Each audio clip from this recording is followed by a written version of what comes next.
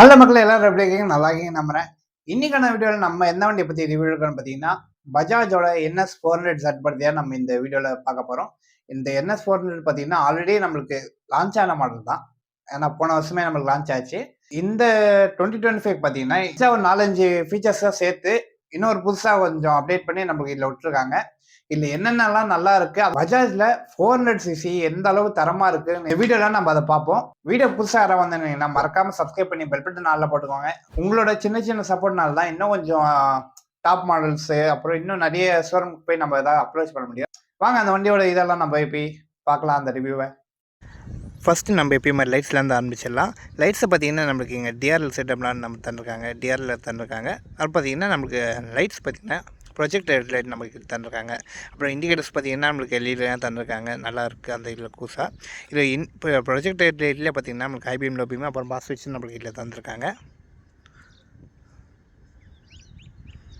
இதோட look and build quality பற்றி பார்த்துடலாம். இதோட லுக் வைஸ் பார்த்திங்கன்னா நம்மளுக்கு அந்த NS 200 அந்த இதுலேருந்து NS 160 200 அந்த மாதிரி இதுலேயே தாண்டி நம்மளுக்கு இதில் பார்த்திங்கன்னா இன்னும் கொஞ்சம் வேறு லெவலில் நம்மளுக்கு தந்திருக்காங்க. அதுவும் பார்த்திங்கன்னா மெயின் அதில் பார்த்திங்கன்னா நம்மளுக்கு எல்இடி லைட்ஸாக தந்திருந்தாங்க. இதில் பார்த்திங்கன்னா ப்ரொஜெக்ட் லைட் தந்து கொஞ்சம் டிசைனும் லுக் எல்லாம் மாற்றிருக்காங்க. அப்புறம் பார்த்திங்கன்னா மல்டி கலர்ஸில் நம்மளுக்கு அவைலபிளாக தந்திருக்காங்க. இது பார்த்திங்கன்னா பிளாக்கு, ரேடியம், ஒயிட், கிரே அந்த மாதிரி ஒரு 4 கலர்ஸில் நம்மளுக்கு இதில் தந்திருக்காங்க. நல்லாயிருக்கு பார்க்கவும். மெயினாக டயர்ஸில் பார்த்திங்கன்னா நம்மளுக்கு அந்த ரேடியம் கலர் நம்மளுக்கு தந்ததுனால அது பார்க்கவும் கொஞ்சம் டிசைன் நல்லாயிருக்கு. அதுக்கு மேலே எங்கேயும் பார்த்திங்கன்னா நம்மளுக்கு ஒரு ரேடியம் அது ஒரு அங்கங்கே நம்மளுக்கு அந்த பேட்ச் கலர்ஸ் நம்மளுக்கு தந்து அது பார்த்திங்கன்னா நல்லா ஒரு தூக்கி கொடுக்குற அளவுக்கு ஒரு பிரைட்டஸ்ட்டு கலர் மாதிரி இப்போ நம்ம அங்கே பார்த்தோன்னா மெயின் பார்த்திங்கன்னா அட்ராக்ட் ஆகுது இந்த கலராக தான் இருக்கும். அந்த மாதிரி பார்த்திங்கன்னா டயர்ஸ்லேயும் நம்மளுக்கு தந்து நல்லா சூப்பராக இருக்குது. இந்த மல்டி கலர்ஸில் அதுவும் இந்த ஒரு ப்ராடராக நல்ல ஒரு லுக் வைஸாக நம்மளுக்கு தந்துருக்காங்க.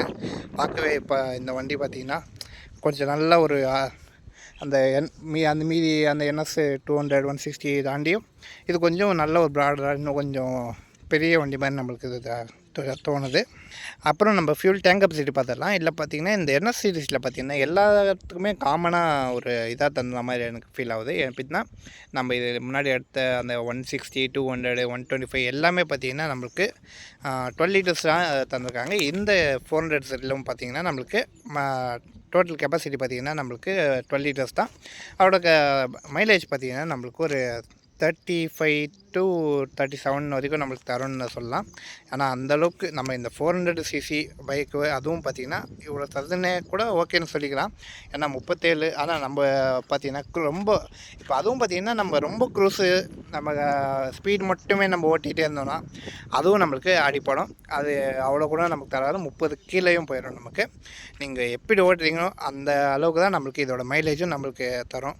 ஏன்னா அவங்க க்ளைம் பண்ணியிருக்கிறது அவ்வளோ. ஆனால் நம்ம பார்த்திங்கன்னா வாங்கினாலே அப்படி இப்படின்னு நம்ம பறக்கிறது தான் நம்ம அதிகமாக இருக்கும். அந்த ஸ்பீடு எவ்வளோ யூஸ் பண்ணுறீங்களோ அந்தளவுக்கு நம்மளுக்கு மைலேஜ் ட்ராப் ஆகும். அப்புறம் நம்ம இந்த வண்டியோட கிரவுண்ட் கிளியரன்ஸ் சீட் ஹைட்டு அப்புறம் பார்த்திங்கன்னா வெயிட்டு பார்த்துடலாம். நம்ம இதோட சீட் ஹைட்டு பார்த்திங்கன்னா நம்மளுக்கு ஒரு 807 mmக்கான சீட் ஹைட் நம்மளுக்கு தந்திருக்காங்க. இது பார்த்திங்கன்னா என்னோடய ஹைட்டு வந்து ஒரு 5.2 ஒரு 5.3 கிட்ட இருப்பேன். எனக்கு இருந்தாலும் பரவாயில்ல. எனக்கு வந்து பார்த்திங்கன்னா ரெண்டுக்கும் ஒரு அந்த நீஸ் மட்டும் இருக்கிற மாதிரி நம்மளுக்கு இருக்குது. ஆனால் உங்களுக்கு ஏற்ற மாதிரி ஒரு ஹைட்டாக இருக்கும்னு நம்புகிறேன் நான். அப்புறம் இந்த வண்டியோட வெயிட் பார்த்திங்கன்னா நம்மளுக்கு 174 kgsக்கான அந்த வெயிட் நம்மளுக்கு தந்திருக்காங்க. நல்ல ஒரு வெயிட்டு தான். ஆனால் பார்த்திங்கன்னா நம்ம ஹேண்டில் பண்ணுற விதத்தில் தான் நம்மளுக்கு இந்த வண்டி நம்ம கண்ட்ரோல் பண்ண முடியும். ஏன்னா இப்போது நம்ம வெயிட்டு கண்ட்ரோல் பண்ண முடியுன்ற டைமில் நம்ம எடுத்துக்கலாம். இல்லைனா நம்ம எடுத்துகிட்டு கீழே போட்டோம்னா நம்மளுக்கு தான் இதோட தேவையில்லாத செலவாகும். அதனால் வெயிட்டு ப்ரிஃபர் பண்ணி நீங்கள் மெயின் வாங்குறவங்க வாங்குங்க. ஏன்னா ஒருத்தர் இதை பிடிக்கும்னு சொல்லிட்டு அந்த வெயிட்டை கூட பார்க்காம வாங்கலாம். அந்த மாதிரி வாங்குறவங்களும் இருக்காங்க. அதுக்கப்புறம் எங்கேயாவது நம்ம நிப்பாட்டும்போது நம்ம ஒரு வாட்டி கண்ட்ரோல் பண்ணிடலாம். ஆனால் மீதி நேரத்தில் கண்ட்ரோல் இல்லாமல் அப்படியே மிஸ் ஆகும். அதனால் பார்த்து வண்டியை வாங்குங்க.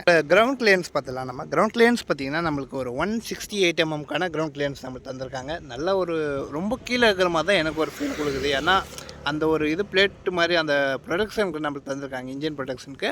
ஆனால் அது தந்ததுனால கொஞ்சம் என்னமோ இன்னும் ரொம்ப கீழே இருக்கிற மாதிரி எனக்கு ஒரு ஃபீல் ஆகுது. அதனால் நம்ம இந்த 400 எடுத்திங்கன்னா ஒரு டபுள்ஸ் மட்டும் போங்க. அதுக்கு மேலே எதுவும் வெயிட் கொடுக்காதீங்க. கொடுத்தீங்கன்னா அது கீழே இறங்கி அந்த இன்ஜின் ப்ராப்ளம் கூட ஆக வாய்ப்பு இருக்குது. அதனால் நீங்கள் பார்த்து ஓட்டுறதுல தான் நம்மளுக்கு அந்த இது இருக்குது பார்த்துக்கலாம். பிரேக் ஸ்டேஸ் அண்ட் சஸ்பென்ஷன் பற்றி பார்த்துடலாம்.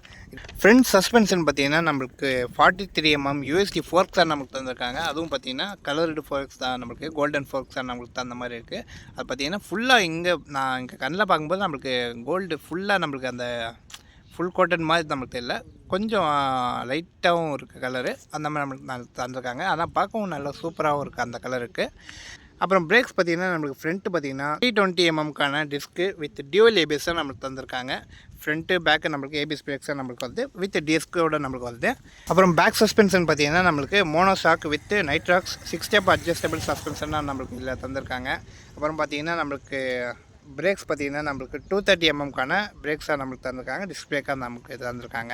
அப்புறம் டயர்ஸ் பார்த்திங்கன்னா நம்மளுக்கு பேக்கு 140/70 R17 வீல்ஸாக நம்மளுக்கு இதில் தந்திருக்காங்க. ஃப்ரண்ட்டு பார்த்திங்கன்னா நம்மளுக்கு 110/70 17 inch வீல்ஸாக நம்மளுக்கு இதில் தந்திருக்காங்க.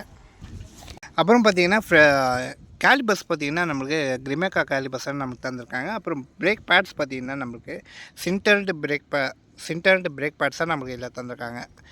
இதோட பிரேக் பேட்ஸ் பார்த்திங்கன்னா ஃப்ரண்ட் அண்ட் பேக் பார்த்திங்கன்னா நம்மளுக்கு சின்டர்டு பிரேக் பேட்ஸாக நம்மளுக்கு இதில் தந்திருக்காங்க.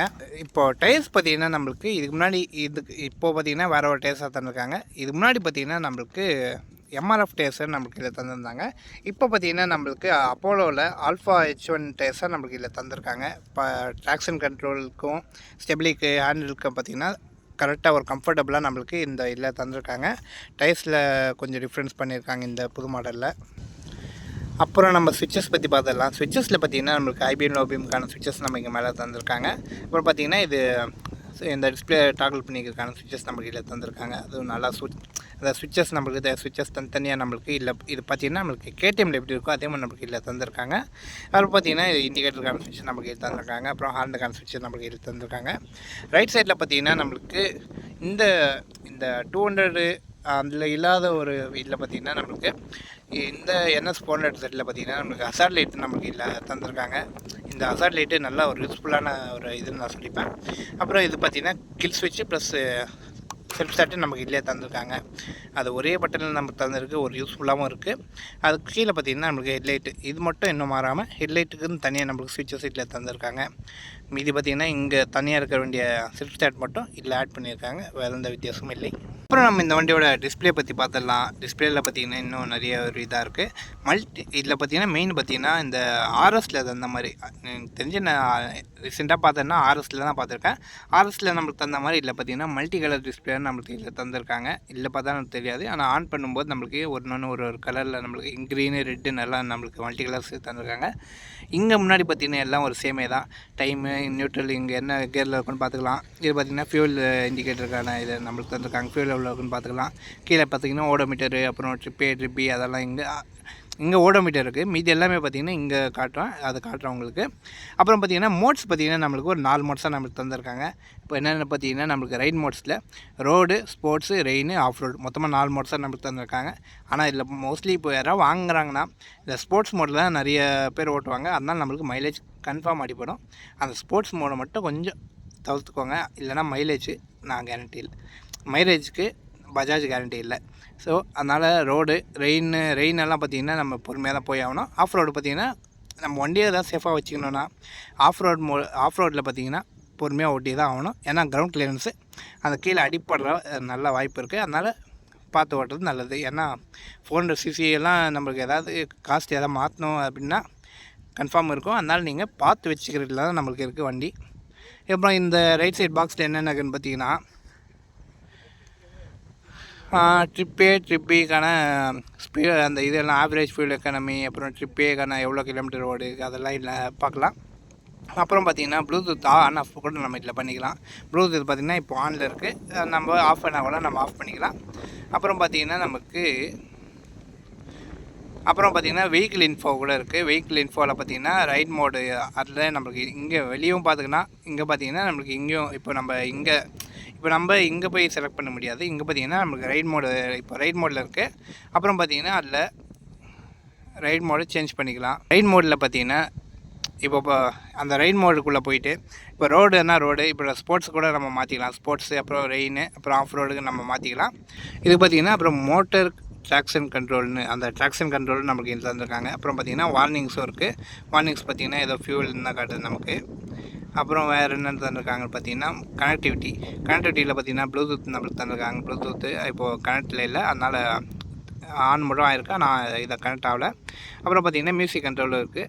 இப்போ அதையும் தாண்டி நம்மளுக்கு இல்லை பார்த்திங்கன்னா 10x10 நோட்டிஃபிகேஷன் இருக்குது. அப்புறம் பார்த்திங்கன்னா நோட்டிஃபிகேஷன்ஸும் நம்மளுக்கு இல்லை இருக்குது. கால் மெசேஜ் நோட்டிஃபிகேஷன் நம்மளுக்கு இருக்குது.